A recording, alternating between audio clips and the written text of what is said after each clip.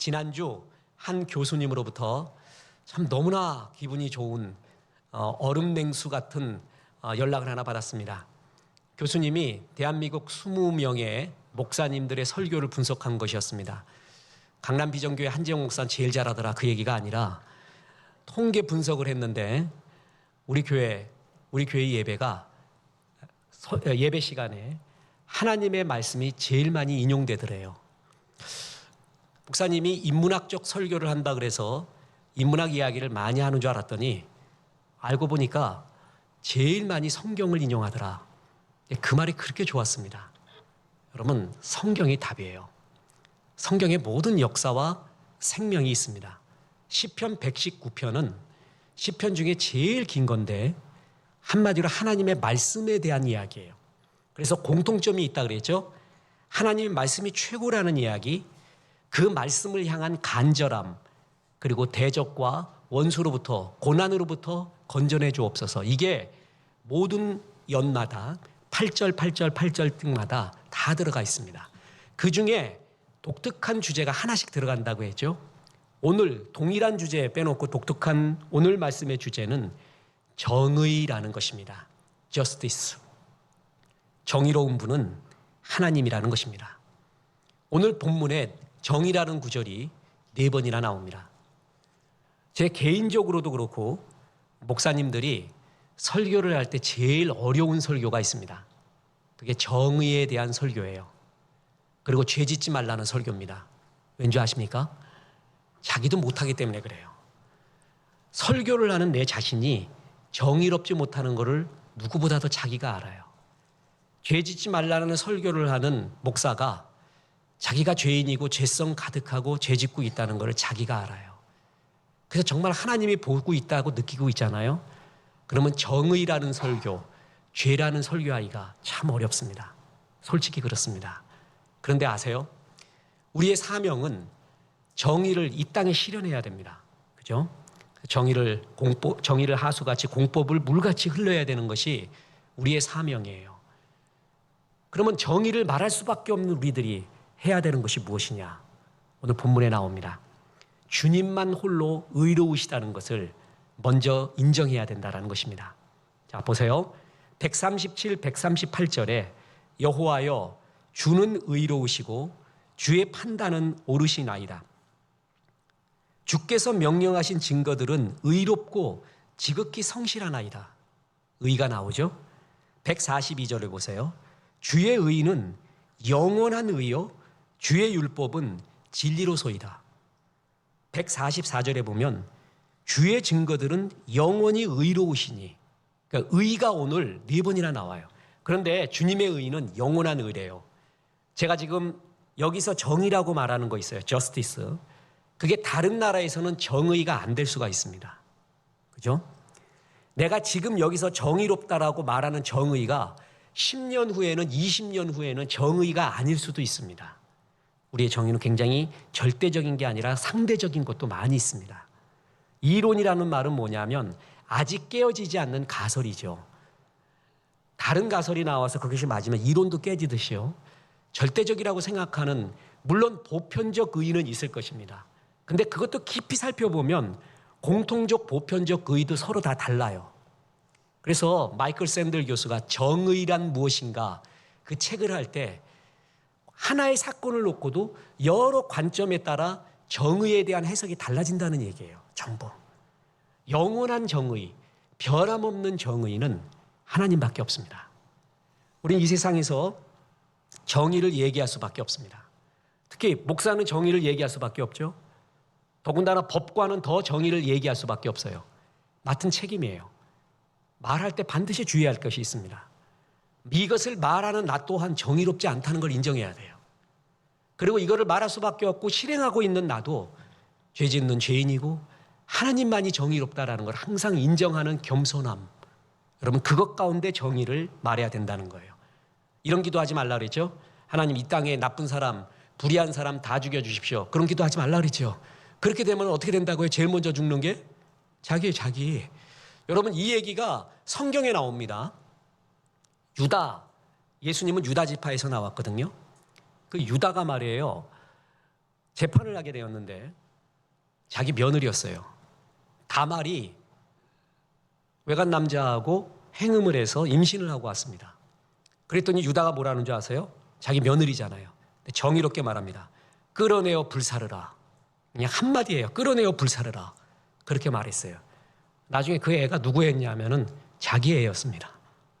여러분 이 사건 아세요? 다윗이 나단 선지자가 나타나서 이렇게 말해요. 굉장히 부자가 있었는데 그 부자에게 어떤 손님이 왔다.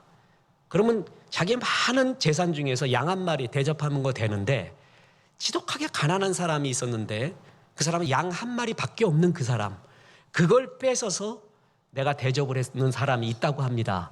어떻게 할까요? 그러니까 다윗이 한마디로 말합니다. 마땅히 죽여라. 그게 누구였어요? 자기였어요. 여러분 정의를 말해요. 너무나 확실하게 말해요. 불사라 죽여라. 그놈은 죽여라. 알고 보니 자기였어요. 여러분 우리는 이런 우를 범할 수가 있습니다. 자, 여러분 그래서 성경은 로마서 3장 10절에서 12절에 이런 구절을 말합니다.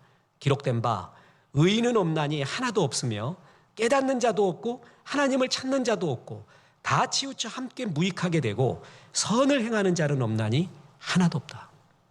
여기에 보면은 그때 당시 가장 멋있어 보이는 세 부류의 사람이 나옵니다.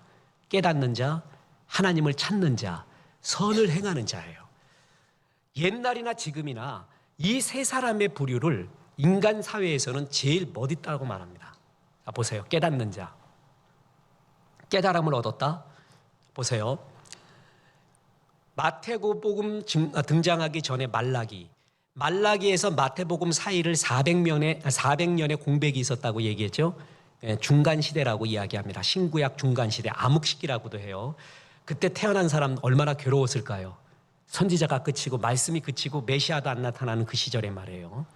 자, 여러분 그 시기에 등장한 것이 뭐냐면 제롬, 소플아, 소크라테스, 플라톤, 아리스토텔레스, 헬라 철학의 거장들이 중간 시기에 등장을 합니다. 이 철학가들의 특징이 뭐예요? 깨달음이에요. 깨달음이 있느냐? 철학은 경외로움과 깨달음, 이걸 굉장히 중요시 여기고 특히 종교에선 더 그러죠. 스님들이 불교에 입적을 합니다. 그러면 세 가지의 노래를 부른대요. 하나는 내가 왜 스님의 세계로 들어섰는가, 입적성. 그 다음에 어느 날 깨달았어요. 오도성. 죽기 전에 부릅니다. 열반성. 이 세 가지를 부르는데 도를 깨달았을 때 부르는 게 오도성, 깨달음이 있다는 거예요. 깨달음. 그 깨달음을 가진 자들이 현인이고 철인이고 그 사람이 굉장히 멋있다고들 다 얘기해요. 그런데 그보다 더 멋있는 사람이 있어요. 하나님을 찾는 자예요. 자, 깨닫는 자도 없고 하나님을 찾는 자도 없고 선을 행하는 자가 없다 그랬죠. 하나님을 찾는다. 세상에 깨달음이라는 게 어디 있어? 아무도 못 찾는 거야. 나는 지금도 등불을 켠 디오네게스처럼 거리에서 본질을, 진리를, 진짜를 찾고 있는 중이야. 우리가 깨달을 수 있을까? 하는 겸손한 사람이 있어요. 아직도 찾고 있는 그 사람. 얼마나 멋있습니까? 자, 보세요. 깨달음이 있는 사람, 본질을 추구하는 사람, 그리고 최고의 정의와 도덕이 있는 사람, 최고의 사람이잖아요. 하나님이 이런 멋있는 사람을 가리켜 하나도 아니라는 거예요. 하나님 관점에서는 노라고 말하는 거예요. 의인은 없나니 하나도 없다고. 아무것도 아니라고 말해요. 저로 하여금 너는 시 쓰지 말고 목회해라 라고 가르쳐준 시인이 이성복이라고 했습니다. 저번에 반만큼만 써도 되겠는데 그거 안 되느니 쓰지 말자. 그러면서 아직까지도 자위하고 있는 것은 시인과 원시인은 똑같으니까 그냥 살자. 이분이 말이에요. 끝나지 않는 대화라는 책에서 이런 글을 씁니다. 제가 이분을 좋아하는 이유가 바로 이런 이유예요. 그분은 철저하게 글에 반성이 있어요. 보세요. 시인은 득도하고 해탈하고 그래서 완전히 자유로워지는 사람이 아니에요. 속물하고 똑같아. 똑같은 정도가 아니라 그냥 속물이야. 똑같은데 다만 언뜻 눈을 뜨고 나 같은 속물이 시라는 걸 가지고 또 장난치고 있구나 하고 깨달을 때가 있을 뿐이죠. 저는 이 사람의 글 중에 이걸 제일 좋아합니다. 이걸 목사로 바꿔볼까요? 목사는 득도하고 해탈하고 그래서 완전히 자유로워진 사람이 아니에요. 속물하고 똑같아. 똑같은 정도가 아니라 그냥 속물이야. 똑같은데 다만 언뜻 눈을 뜨고 나 같은 속물이 성경 공부 또 설교라는 걸 가지고 또 장난치고 있구나 하고 깨달을 때가 있을 뿐이죠. 너무 맞는 것 같아요. 너무 똑같은 것 같아요. 의인은 없습니다. 깨닫는 자도 없고요. 하나님을 찾는 자도 우습고요. 선을 행하는 자 다 웃기대요. 그러면서 하나님이 네가 선을 행해서 의인이 됐니? 멋있니? 내가 이런 말 해주마. 예레미야서 13장 23절에 이런 구절이 나옵니다. 구스인이 그 피부를 표범이 그 반점을 변하게 할 수 있느냐? 할 수 있을진데 악에 익숙한 너희도 선을 행할 수 있으리라.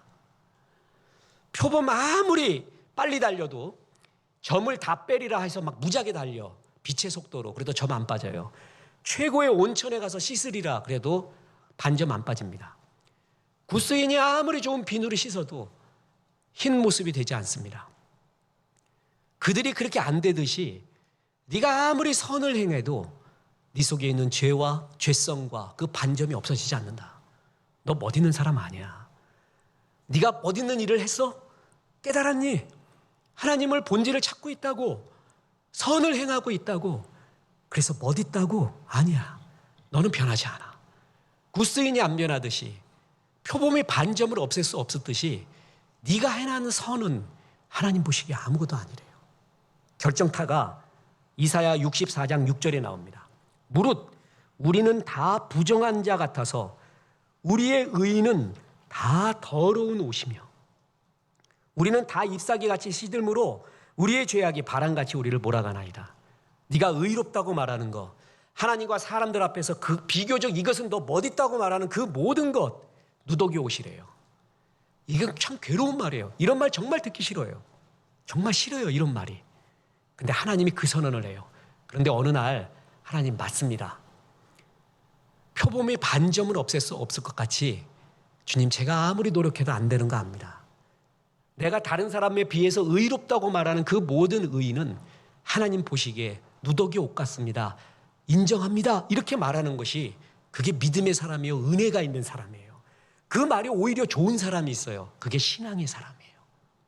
자, 의인은 하나님밖에 없습니다. 의로운 분은 주님밖에 없습니다. 두 번째 교훈이자 결론이 있습니다. 그래서 우리는 주님의 은혜를 기대해야 됩니다. 주님의 은혜를 전적으로 기대해야 된다라는 구절이 오늘 말씀의 구절입니다. 나는 죄인이에요. 죄성이 있어요. 자격이 없어요. 이 말은 곧 하나님의 은혜가 필요하다라는 말과 동일해집니다. 자, 인간 최고의 인간은요, 깨닫는 자예요. 본질을 찾고 있는 자예요. 선을 행하는 자예요. 그래서 제일 멋있는 자로 여겨지는 게 도덕과 정의가 있는 사람이에요. 그게 인간 사회에서의 최고봉입니다. 하나님의 은혜의 논리는요, 은혜의 법은 우리가 갖고 있는 도덕과 정의를 넘어섭니다. 그것이 신앙의 세계예요. 내가 생각하는 인간 최고의 영역보다 더 넘어선 하나님의 영역이 은혜의 영역이라는 거예요. 여러분, 이 한많고 바람 같은 세상 다 집어치우고요, 죽게 가게 될 때 믿음이 있다는 것 그 하나가 그 어떤 사람보다 얼마나 부러운지, 얼마나 멋있고 통쾌한 일인지 아십니까? 그걸 우리에게 주셨다는 거예요. 왜 나는 믿어지냐 말이에요. 이것처럼 큰 은혜가 어디 있습니까? 은혜의 논리에 대해서 가장 잘 말하는 게 누가복음 15장의 탕자 이야기예요. 마태복음 20장의 포도원 품꾼의 이야기예요. 탕자 보세요. 탕자의 형은 탕자를 바라볼 때 옳으냐 그르냐로 바라봤어요. 정의의 논리로 바라봤어요. 아버지 재산 다 탕진해서 왔다. 그는 보태기까지 하죠. 창기에게 다 썼다. 그 얘기까지 보태요. 성경에 탕자가 창기에게 허랑방탕했다는 구절은 없거든요. 근데 형은 그걸 보태버려요. 아예 죽이려고 작정을 했어요. 자기 동생인데도 정의의 논리로만 바라봐요. 옳으냐 그르냐. 근데 아버지는 탕자를 옳으냐 그르냐를 괴념치가 않습니다. 그냥 받아줘요. 우리 인간이 여기는 최고의 정의와 도덕률을 넘어서는 은혜의 원리가 우리에게 적용되고 있는 거예요. 설명할 길이 없어요. 왜 나를 받아줍니까? 탕자가 얼마나 놀랬을까요? 제일 괴로운 거는 탕자의 형, 그리고 또 하나 살찐 송아지라고 그랬죠. 자기는 죽어야 되니까. 얘는 불쌍해 죽겠어. 왜 내가 이 호랑방탕한 사람 위해 죽어야 되는가? 예수님이 왜 날 위해 죽어야 돼요? 여러분, 설명할 길이 없는 가치가 있으면 된다니까. 라이언 일병은 가치라도 있다니까요. 나는 찌질한 일병이에요. 가치도 없어요. 내 유해도 필요 없는 거예요. 그런데 날 위해 죽으셨다? 탕자의 이야기, 그 아버지의 마음이 은혜를 말하는 가장 큰 멋진 구절이에요. 또 하나가 마태복음 20장에 나오는 포도원 품꾼이거든요. 모든 CEO들은 어떻게 하면 싼 값에 싼 노동력에 일은 많이 시키는 게 당연한 논리입니다. 악한 CEO가 그런 생각한다? 안 그렇습니다. 그래야 회사가 돌아가요. 그래야 이기는 거예요. 사장 돼보세요. 어디든 값싼 노동력이 제일 필요한 거예요. 퀄리티 있고 값싼 노동력 찾아서 해외로 떠나는 거 아니겠어요? 그게 기업이 사는 길이거든요. 근데 포도원 품꾼의 그 주인은요, 어떻게 하면 품꾼들에게 돈 많이 줄까? 이해할 수가 없습니다. 어떻게 하면 줄까? 한 데나리온이라고 약속했거든요. 한 데나리온은 기술과 경쟁력을 갖춘 정규직이 얻을 수 있는 하루의 소득이에요. 그런데 포도원 품꾼의 비유에서 데리고 온 그 품꾼들은요, 이러한 기술력과 경쟁력이 없는 사람들이에요. 루저들이에요. 2분의 1 데나리온 준대도 올 사람이에요. 아니 3분의 1 준대도 올 사람이에요. 얼싸 좋다. 이 사람들을 데리고 옵니다. 9시, 12시, 3시에 품꾼을 불러요. 늦게 부를수록 어떤 사람인 줄 아세요? 늦게 부를수록 연약하고 부족하고 무능한 사람이에요. 그런 사람들은 늦게 불러요. 제일 마지막에 제일 약한 사람, 제일 루저, 제일 무능한 사람을 5시에 부르죠. 그 사람은 1시간만 일해요. 그런데도 얼마씩을 줘요? 전부 뭐예요? 한 데나리온을 줍니다. 나는 정규직 그리고 실력이 있고 이 돈값을 못하는 사람이라는 걸 자기들이 알아요. 근데 한 데나리온을 줬어, 주인이. 나를 써줬어. 내 삶의 기준이 은혜잖아요. 그러면 그때부터 감사가 나와요. 그러면서 찬양이 나오고 기쁨이 나와요. 그런데 이 분위기가 싹 바뀌어요. 기준이 은혜가 되지 않고 내가 했던 일이 기준이 되기 시작했어요. 마지막 5시에 온 사람에게도 한 데나리온 준 걸 보고 일찍 온 사람이 자기는 더 주는 줄 알았어요. 주인은 불의하지 않거든요. 모든 약속을 한 데나리온 준다고 했어요. 일한 만큼이 아니라 내가 일한 것보다 더 큰, 내 자격보다 더 큰 한 데나리온 준다고 약속했어요. 근데 일찍 온 사람은 5시에 온 사람 보고 배가 아픈 거예요. 나는 더 줘야 되지 않겠습니까? 하고 기준이 뭘로 바뀌냐 하면 전에는 나 같은 사람을 써주신 주인이라는 은혜가 기준이었어요. 근데 기준이 내가 일했던 공로, 나는 이만큼 했는데 라고 기준이 바뀌어버렸어요. 그때부터 지옥으로 변합니다. 그때부터 주인이 불의하다 그러고 부정하다 그러고 이럴 수 있냐고 불평하기 시작하고 말해요. 마귀가 우리를 넘어뜨리는 방법은 간단합니다. 기준을 은혜의 기준에서 내 공로, 멋있음의 기준으로 바꿔버리잖아요. 사람 지옥으로 바로 변해버립니다. 하나님의 은혜로 구원받았다. 여러분 그거를 다 잊어먹게 만듭니다. 야곱 보세요. 야곱은 집착과 자기 힘, 자기 의의 인생의 대표적인 사람이거든요. 이 사람이 에서의 축복권을 기어코 뺏어가서요 20년 동안 안 변합니다. 천사와 씨름해서 환도뼈가 부러졌는데도 마지막 쓴뿌리가 남아있을 정도의 사람이에요. 하나님은 unfailing love, 실패하지 않는 사랑으로 그를 끝까지 추적합니다. 기어코 사람 만들잖아요. 야곱이 일찌감치 내 힘이 아닌, 내 의가 아닌 하나님의 은혜를 받아들였잖아요. 그러면 야곱은 정말 강자가 될 수 있었어요. 야곱의 인생의 그 많은 기간 동안에 10분의 8은 그가 죽는 시간이었어요. 10분의 2가 하나님이 쓰는 시간이었어요. 10분의 8은 죽는 시간의 연속이에요. 근데 요셉의 이야기 보세요. 그는 젊은 날부터 주의 은혜를 알았어요. 요셉은 고난의 이야기보다는 고난 후에 요셉을 통해서 역사했던 하나님의 이야기가 주를 이루어요. 젊어서부터 주의 세계, 하나님의 은혜를 알잖아요. 그러면 강력한 종이 돼요. 여러분, 만약에 하나님이 내 삶에 은혜를 걷어갔다고 쳐보세요. 우리 돈 못 모읍니다. 성공 안 됩니다. 하나님이 너에게 재물 얻을 능을 주셨다고 했죠? 성공과 재물은 주의 은혜예요. 내 노력 같지만 주의 은혜를 딱 끝이잖아요. 그럼 그거 끝나버립니다. 뿐만 아닙니다. 마음의 감동 사라집니다. 감사 사라집니다. 지옥으로 변합니다. 아무리 성공해도 뭐예요? 밤에 잠 못 이루고 두려워하고 떨고 마음의 평강 없는 성공 의미 없습니다. 은혜 떠나잖아요. 계속 임하는 게 존재론적인 불안이에요. 두려움이에요. 떨림이에요. 평강이 없어져요. 죽어가는 거예요. 하나님의 은혜를 거쳐보세요.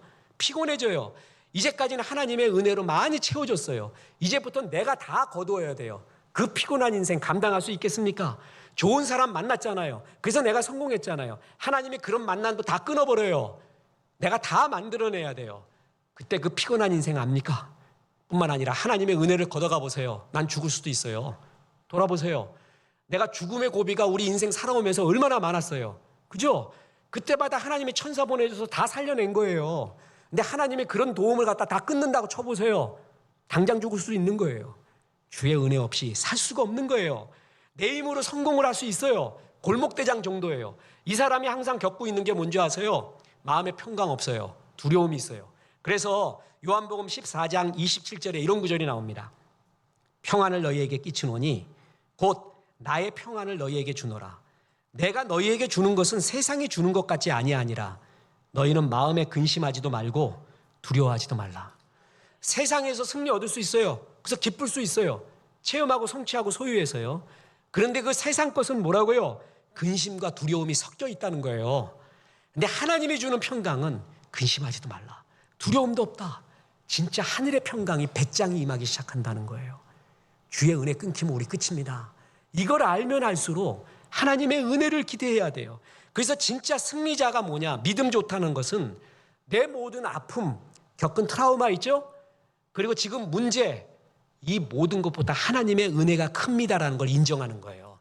그때부터 그게 정말 임하기 시작해요. 성경 보세요. 귀신 7 들린 막달라 마리아, 남편 5 있었던 사마리아 여인, 모든 사람이 다 싫어했던 세리장 삭개오, 나면서부터 소경된 자, 이 사람을 말로 설명해 보라고요? 그 아픔이 뭐냐고요? 설명 불가입니다. 말로 할 수 없는 사람들이에요. 이 아픔으로 평생 죽어야 됐던 사람들이에요. 근데 주님 만나잖아요. 완전히 변화되잖아요. 내 문제와 씻을 수 없는 세상의 일이라 할지라도 하나님의 은혜가 더 크다. 이 사람 통해서 드러나잖아요. 그걸 인정하는 거예요. 그냥 계속 유행가 그냥 슬픈 노래 나오면 저건 내 노래야. 아무도 이런 슬픔은 못 겪었어. 오직 저거는 내 거야. 계속 거기에 빠져 있는 사람이 있어요. 그럼 그렇게 살라고. 그 믿음이 없는 거예요. 인정한다. 이런 슬픔이 있다. 주의 은혜는 더 크다.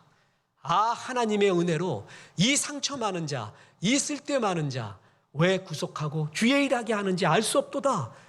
이걸 믿음으로 아멘하고 하나님 성경의 이 사실을 받아들이면서부터 승리가 있는 거예요. 세상의 원수의 방해보다 하나님의 은혜는 더 큰 거예요. 이걸 정말 믿는 거예요.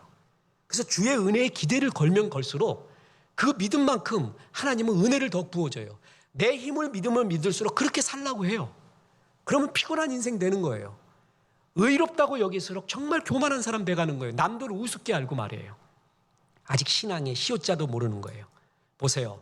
유대인은 이렇게 하나님의 은혜의 원리를 붙잡는 게 세상 승리의 원인이라는 걸 알았어요.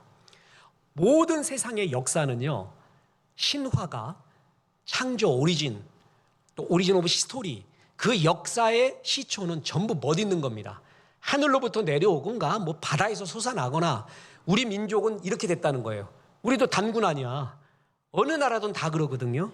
근데 이스라엘의 역사의 시초는 정말 웃겨버려. 우리 조상을 정말 웃겨요. 자, 이스라엘은 3대 인물이 있습니다. 아브라함, 모세, 다윗. 그 중에 하나를 빼라 그럼 모세를 빼요. 아브라함과 다윗의 세계, 예수 그리스도의 세계라. 2개 나오죠. 그 중에도 하나 빼라 그러면 아브라함 빼버려요. 이스라엘은 다윗이에요. 다윗의 나라거든요. 다윗이 어디의 후손인 줄 아세요? 유다 지파예요. 유다 지파가 이스라엘 최고의 지파예요. 유다 지파에서 다윗이 나오고 그 다윗에서 메시아가 나온 거예요. 근데 하나님이 유다 지파를 이야기할 때 창세기 38장에 미쳐버렸어. 유다가 행음을 합니다. 자기 며느리가 창기의 복장으로 이렇게 사람을 유혹해서 그래서 관계를 맺은 게 다말, 자기 시아버지 유다와 다말. 아까 얘기했죠. 그래갖고 며느리가 임신을 하니까 유다가 그 유명한 것을 데리고 가서 불살라라 이래. 누구의 애인데? 자기예요. 그 유다와 다말 사이에 베레스가 나옵니다. 그 베레스가 메시아의 조상이 됩니다. 자, 일반 역사가 같으면 이거 빼버립니다. 역사는 승자의 기록이거든요. 그걸 빼버려요. 부끄러운 거예요, 우리나라 역사에서. 근데 그걸 기록해놔요. 우리 조상 최고는 다윗이고 거기서 메시아 나왔는데 우리 조상이 이 모양이요. 그럼 우리 조상의 힘은 뭐라는 거예요? 하나님이었다는 거예요. 이런데 우리는 이런 사람인데 하나님의 은혜가 임한 거를 우리는 가장 귀중하게 여긴다, 그 얘기예요. 다윗, 또 다윗 얘기 나오잖아요. 다윗은요, 결정적으로 세 가지의 잘못합니다. 이 세 가지 잘못을 들춰내잖아요. 다윗은 왕의 자격, 메시아의 후손 자격, 메시아의 조상 자격 전혀 없습니다. 밧세바와 간음하잖아요. 그리고 충성스러운 우리아를 죽이면서 밧세바의 남편 우리아를 죽여요. 그것도 잔인하게, 아주 교묘하게 죽여요. 그리고 밧세바를 취해요. 이건 지도자의 자격이 없는 거예요. 끝난 거예요. 뿐만 아니라 도망 다닐 때요, 블레셋에 들어가서 산적 행위를 합니다. 사울 왕이 길보아 전투에서 죽거든요. 하나님이 거길 나가면 다윗이 거기 나가면 안 돼요. 다윗은 기어코 나가겠다 그래요. 날 알아달라고, 블레셋 왕한테 충성 다하겠다고. 그러니까 신하들이 저거 못 믿겠다, 우리 뒤에서 칠 수도 있다고 말려요. 왕도 다윗을 믿고 내보내려고 해요. 다윗은 나가겠다 그래요. 다윗 기어코 못 나가게 합니다, 하나님이. 거기 나갔어요. 그러면 그가 사울 왕을 안 죽였어요. 그렇다 할지라도 길보아의 전투에 참여했다는 것 자체가 뭐예요? 사울 왕을 죽게 한 거죠. 정통성이 없어져요. 끝나버리는 상황이었어요. 하나님이 막아준 거예요. 하나님이. 다윗은 나가려고 했는데, 뿐만 아니라 왕이 잘 됐어요. 마지막에 인구 센서스, 인구 조사를 합니다. 인구 조사가 뭔지 아세요? 야훼의 전쟁이 아니라 하나님께 묻는 전쟁이 아니라 내가 전쟁 언제든지 일으키려고 군사수 얼마인가, 하나님이 그걸 되게 싫어했어요. 그래서 갓 선지자 통해 가지고 너 뭐 택할래? 세 가지 중에 벌 줬다. 다윗의 잘못 때문에 이스라엘 온 사람들이 온역을 걸려버려요. 연병에 걸려버려요. 이게 어떻게 메시아의 조상이 될 수 있습니까? 자격 없는 사람이에요. 그런데 왜 이스라엘은 그렇게 다윗을 최고라고 여기냐고요. 다시 말합니다. 이스라엘이 붙잡은 게 뭔지 아세요? 우리 조상이 이렇게 멋지다, 끝내준다가 아니라 우리는 하나님의 은혜 붙잡고 있는 민족이라 이거예요. 은혜를 붙잡고 있는 민족이다. 보세요. 예수님의 족보에 오른 5 여인이 있습니다. 다말부터 나와요. 아까 시아버지 얘기한 다말, 여리고성의 기생 라합, 거리의 여인이에요. 이방 여인 룻, 그리고 간음한 밧세바, 그리고 마리아. 5명 여자 중에 온전한 거 1명밖에 없습니다. 이거를 다 기록해버려요. 이거 뭔지 아세요? 이스라엘에 붙잡은 건 자기들의 의의가 아니에요. 우린 이렇게 못난 존재래. 우리 별로 볼 것도 없대요. 근데 하나님의 은혜가 있다. 은혜의 원리를 붙잡아요. 그래서 하나님이 은혜의 원리를 3가지를 말해줍니다. 구체적으로 레위인을 빼라, 전쟁에서 11조 내라, 안식일 지켜라. 자, 레위인을 빼요. 고대 근동의 전쟁은요, 쪽수가 많아야 돼요. 사람이 많아야 돼요. 레위인 빼라고요. 그럼 전쟁 지는 거예요. 일주일 내내 일해도 안 되는데 안식일 빼라고요. 안식일 아무것도 하지 말라고요. 그러면 경쟁에서 지는 거예요. 내가 있는 돈 다 부어도 안 될 판에 11조 빼라고요. 경쟁에서 지는 거예요. 근데 하나님을 의지하는가 보려고 3가지의 기본 원리를 줬어요. 레위인 빼라, 안식일 지켜라, 11조 내라. 이스라엘이 그걸 지켜가는 거예요. 그러면서 뭐예요? 우리는 세상의 힘이 아닌 주의 힘을 붙잡습니다. 그게 은혜의 원리를 붙잡은 거예요. 여러분, 세상에 의인 없습니다. 절대 의인인 체 하지 마십시오. 하나님 제일 싫어하는 게 그겁니다. 저는 잊혀지지 않는 성도가 있습니다. 우리 교회 성도 아니니까 편하게 말합니다. 자기는 탕자의 형이 옳대. 주인이 틀린 거래요. 탕자의 형 말이 맞대요. 그래서 왜 이런 탕자를 받아들이냐, 시간 낭비하고 살찐 송아지도 왜 죽이고. 이 사람의 특징이 뭐냐면요, 자기 멋있다는 거예요. 그래서 포도원 품꾼의 비유도 얘기해 줬더니 아니나 다를까 잘못된 거래. 이건 불의하대요. 그 사람의 의식 가운데 뭐가 있는 줄 아세요? 그는 자기가 의인이라는 의식을 갖고 있어요. 남들 우습게 알아요. 선한 사마리아인의 비유에서의 특징이 뭔지 아세요? 내 이웃이 무엇입니까? 바리새인이 물어봐요. 그때 예수님이 선한 사마리아인의 비유를 얘기해 주거든요. 나는 멋진 사람이야. 그래서 내 사랑과 열정을 주고 싶은데 그럴 만한 이웃을 못 만나는 게 자기의 비극이래요. 그때 선한 사마리아인 비유를 예수님이 얘기해 준 거예요. 나는 멋진 사람인데 나의 이 멋짐을 받아들일 만한 교회, 받아들일 만한 친구가 없었대요. 이것처럼 교만이 있는 줄 아세요? 그 사람의 의식 가운데 탕자의 형의 의식이 있어요. 자기는 일찍 온 사람이라는 의식이 있어요. 멋진 사람이라는 공로의식이 있어요. 남들을 우습게 보는 거예요. 은혜가 없어요, 은혜. 여러분, 이런 사람에게 은혜가 부어지질 않습니다. 그럼 저 화나면 무서운 거 알죠? 절대 아니라고 그랬어요. 이것만큼은 아니다라고 강하게 말해줬어요. 복음의 창세기부터 복음을 처음부터 다시 얘기해줬어요. 신앙엔 은혜를 알면서부터예요. 내가 의인이라고 세상에서도 멋진데 신앙까지도 멋지다고 특권 엘리치, 그리고 영적인 우월감에도 빠지고 은혜의 역사가 부어지지 않아요. 그에게 습기가 없어요. 역사가 일어나지 않습니다. 의로운 분은 주님밖에 없습니다. 우리가 정의를 얘기하지만 자격 있는 사람 하나도 없습니다. 오직 주의 은혜에 기대를 하는 거예요. 그 겸손함이 있는 거예요. 여러분, 그때 역사가 일어납니다. 그에게 부어지고 내 힘이 아닌 하나님의 역사로 부어지기 시작을 합니다. 그 통해서 많은 사람이 구원을 얻습니다. 역사가 일어납니다. 아, 하나님의 은혜로 여러분 집사 되었어요? 저 목사 되었습니다. 아, 하나님의 은혜로 믿음이 생겼습니다. 주님, 주의 은혜였습니다. 이 고백이 진짜 우리의 고백이 돼야 돼요. 그럴수록 강한 사람 됩니다. 주의 역사 체험하는 은혜의 사람 되기를 주 예수의 이름으로 축원합니다.